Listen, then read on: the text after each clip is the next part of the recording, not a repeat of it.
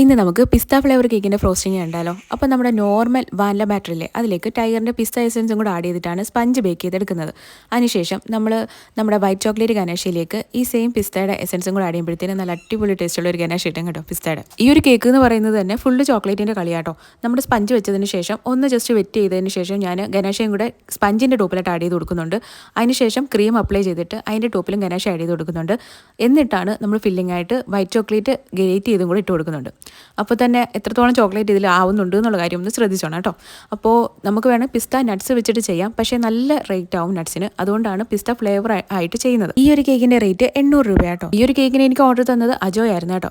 അച്ഛൻ്റെ അമ്മയുടെ വെഡിങ് ആനിവേഴ്സറിക്ക് വേണ്ടി തന്നൊരു ഓർഡർ ആയിരുന്നു. പിസ്തയുടെ ഗനാഷ വെച്ചിട്ട് തന്നെയുള്ളൊരു ഡെക്കറേഷൻ ആയിരുന്നു കേട്ടോ കേക്കിൽ ഞാൻ ചെയ്ത് കൊടുത്തിട്ടുണ്ടായിരുന്നത്. അപ്പോൾ ലൈറ്റ് ഗ്രീനും ലൈറ്റ് പിങ്കും കൂടെ വന്നപ്പോഴത്തേന് കേക്ക് കാണാൻ നല്ല ഒരു വെറൈറ്റി ലുക്ക് ഉണ്ടായിരുന്നു. അടുത്ത ഏത് കേക്കിൻ്റെ ഫ്രോസ്റ്റിംഗ് ആണ് കാണാൻ ഇഷ്ടമെന്നുള്ള കാര്യം കമൻറ്റ് ചെയ്യാൻ മറക്കണ്ട കേട്ടോ. അപ്പോൾ നമുക്ക് അടുത്തൊരു അടിപൊളി വീഡിയോ ആയിട്ട് കാണാം. ടാറ്റാ.